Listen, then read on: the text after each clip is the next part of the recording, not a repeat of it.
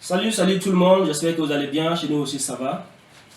Je suis l'invité de Tanti Chani Koya, président de l'ONG Nos Enfants, Notre Avenir, pour donner mon avis sur un thème qui aujourd'hui est d'une importance capitale.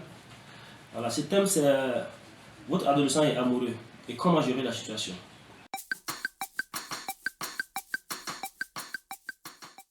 Donc ici nous avons un sujet qui parle de la sexualité de façon générale. Et comme tout le monde le sait, la sexualité de façon générale, elle a des implications. Que lorsque ces implications sont mal gérées, comme vous le savez, il aura forcément des répercussions sur la vie de l'être humain. Voilà.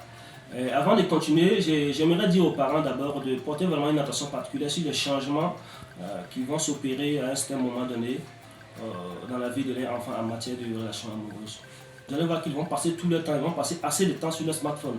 Voilà, lorsqu'ils vont rentrer en chambre, dormir, on les peut aller jusqu'à 23h, une heure tardive avec le smartphone sur les réseaux sociaux, des échanges. Voilà. Et ceux qui n'ont pas de smartphone, vous allez voir des petites notes dans leur sac. Voilà. Ils seront évasifs, moins concentrés sur les travaux, sur les activités. Et aussi, ils auront toujours des alibis pour passer plus de temps au dehors. Donc, tout ça, c'est des indicateurs, c'est des manifestations qui peuvent vous amener à savoir que votre enfant vraiment a des sentiments amoureux. Voilà. Mais ce que j'aimerais dire d'abord aux parents, c'est de savoir que l'amour à l'adolescence n'est pas une fatalité.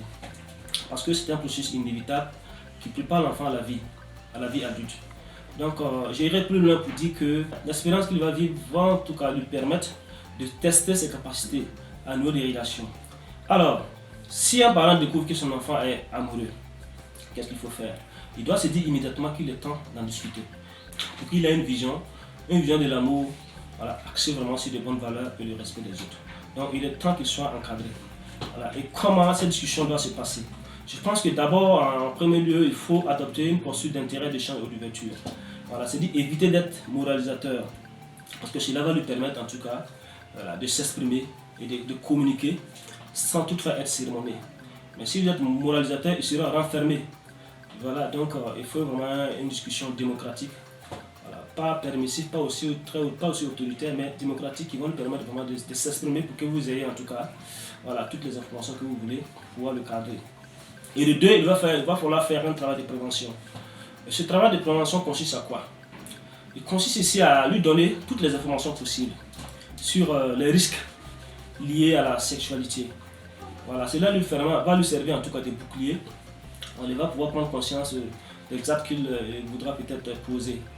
Voilà, et cela va lui permettre d'éviter les GND, tout le monde, les grossesses non désirées, les IST, les maladies. Voilà, et puis ça a des conséquences.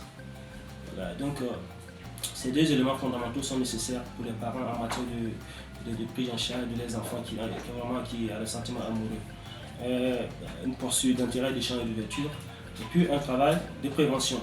Donc pour conclure, voilà, je vais demander aux parents de vraiment porter une attention particulière sur les manifestations en matière de sexualité. Voilà, pour pouvoir s'en rendre compte, parce que c'est un travail. Ça peut faire l'objet même d'un thème, d'un sujet. Voilà. Et puis vraiment adopter une posture d'intérêt, d'échange et d'ouverture. Voilà, ne pas le sermonner.